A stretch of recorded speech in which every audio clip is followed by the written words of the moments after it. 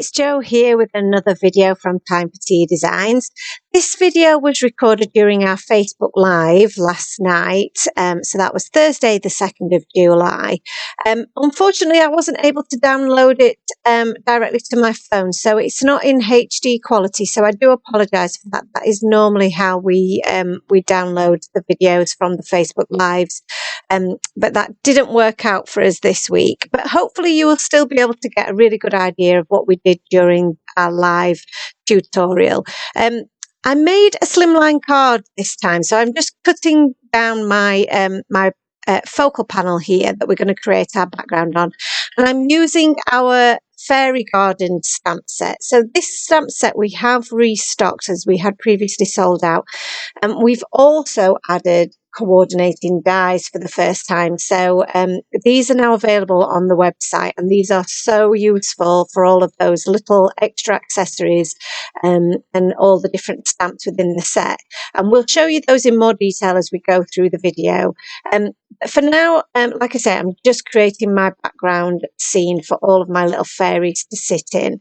And I'm starting with some of my fossilized amber, and I've worked that across the bottom portion, probably the lower third of my cardstock, and done a nice layer of that going in a stripe all the way across my card base. And now I'm going to use some of the candied apple across the top. So we're creating a real sunset feel. I think someone described it on the live as being an African sunset. So this is a really nice, rich background, and it'll make a lovely backdrop for our little fairies. So after laying down that first layer of the candied apple, I'm going back over that with the fossilized amber to blend those two colours together. Like I say, the colour isn't.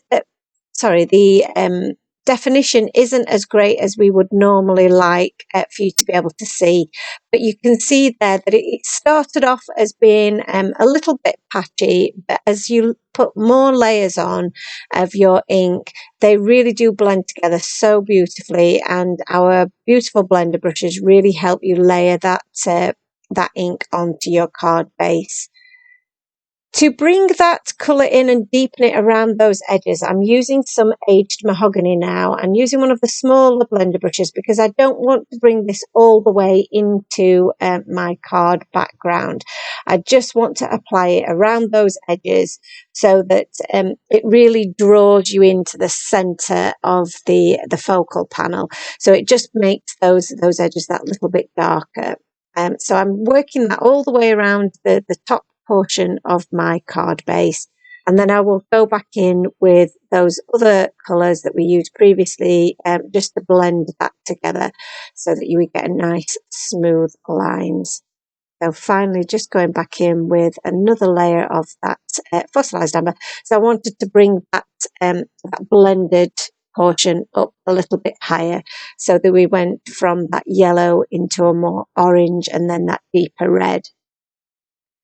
To create the floor of our scene, I'm going to use the Sunny Side Up Again stencil. This is such a versatile stencil because it's got lots of different areas that you can use to create your scenes. There's the grass border along the bottom, the clouds along the top, and then we've got the sunburst in the middle. So we're just using the grass today, and I've put a layer of the mowed lawn along the bottom of that first, and now I'm using one of our small blender brushes just to really get into the detail of all those little strands of grass, and using some of the forest moss ink to really deepen that up just right along the very top where those little strands of grass are. Because obviously we're working on a longer panel, I've had to move my stencil along, but what I did do was I cleaned it first and then flipped it over because I thought that matched up a little bit better with where we've taken our stencil pattern to so far. And I'm just using that same process of a little bit of the forest moss right into the detail of those grass strands, and then just blending that back over with some of the mowed lawn. This really does help having that smaller blending brush as well, just to be able to get into that finer detail. It really does make for a really crisp finish when you remove your stencil and you see the pattern that you've created, and it just looks so pretty. I was so pleased with how this background turned out, and those colours just look so beautiful.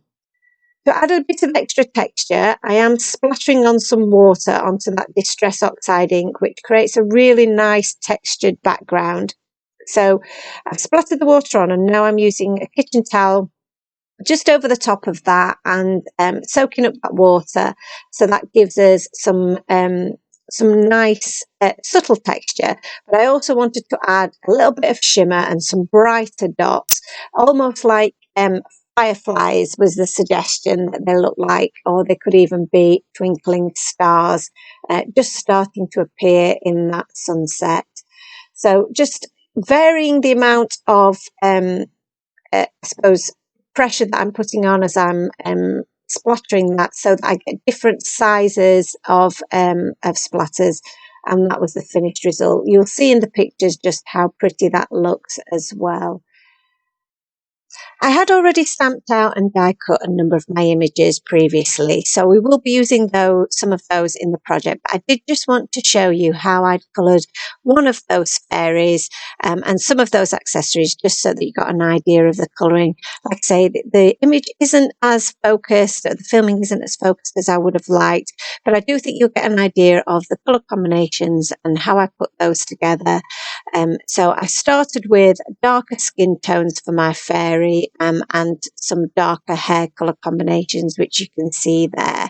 And then I've also coloured all of her accessories and her dress and wings in the same combination of colours, just so that we have a little bit of continuity. So what I'll do now is I'll put on a little bit of music as we go through the rest of the colouring. If you are not interested in the colouring, then you can skip ahead to see us starting to construct our card.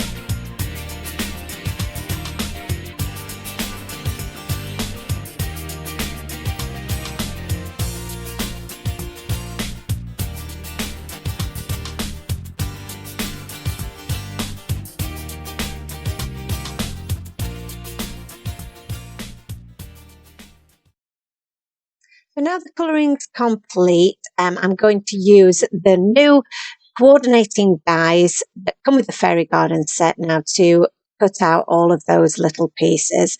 And I really do love when I've used my dies to cut out my images, because I do think they give a much crisper and cleaner effect than if I was just to try and fussy cut them myself. So now we've got all our elements together, it's now time to look at sentiment. And I wanted a nice bold sentiment in the middle of the card, because we've got a lot of space with a slimline card.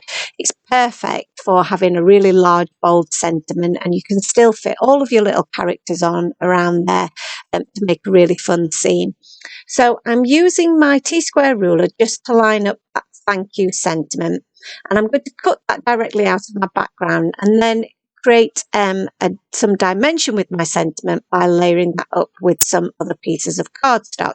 I really love this technique for sentiments. I think it looked really cool, and it does mean that that background becomes a real focal point. So I'm using some of my liquid glue just to attach my background to my card base, so that I can now start inlaying each of my pieces. So I cut out that sentiment again just from some plain white cardstock, and I'm using 2 layers of this because it's quite thick cardstock. It was 290 GSM, so I felt that that would be enough to create a nice bit of dimension. We'll have 3 layers of our sentiment in the end. So that's the first layer that's just been popped in there. And then I did also inlay the background part of the die cut for the O and for the little piece within the A, so that we've got that continuity of background.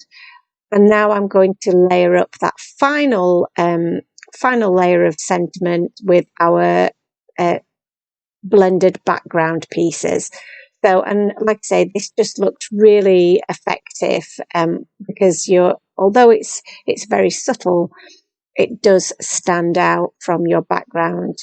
If you were to use a lower GSM of cardstock, maybe a cheaper cardstock, then I would probably suggest maybe doing 3 or 4 layers of your white cardstock before you add your coloured background back on top. So now that's in place, I can start adding my little fairies. I've just added the little wand to the fairy there, with some liquid glue so that she's holding that in her hands. And then I'm using some foam tape just to add a bit of dimension to the little toadstool and then to each of our fairies. So I'm just positioning those around the thank you sentiment. So they're all effectively highlighting that sentiment and really making that, drawing our eyes in towards the centre of our card. Adding some dimension to my little flower elements as well, which have been so much easier to cut out because of those coordinating dies.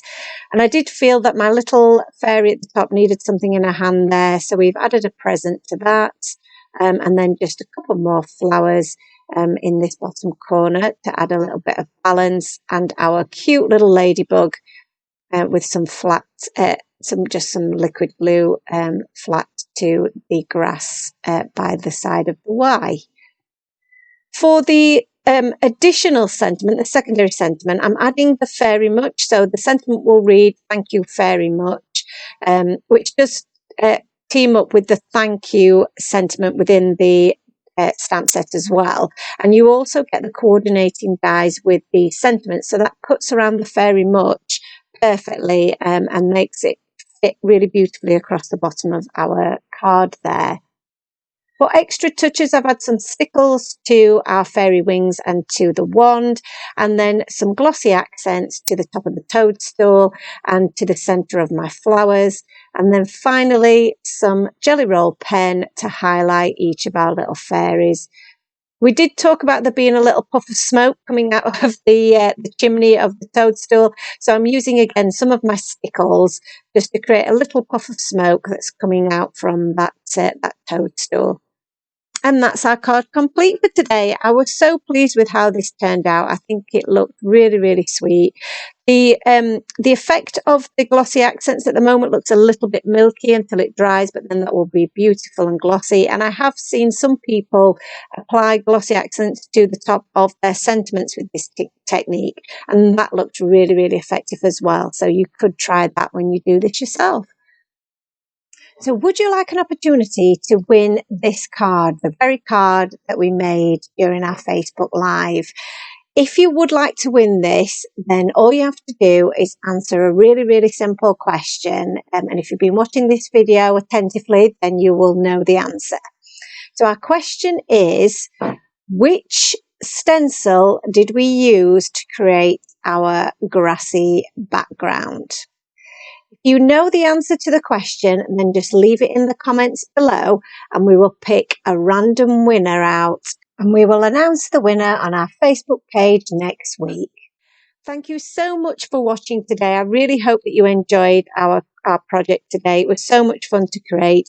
If you did like it, then it would be great if you could like and subscribe to our channel, and we'll be back again with some more videos again in the future. So we'll see you again real soon. Thank you. Bye bye now.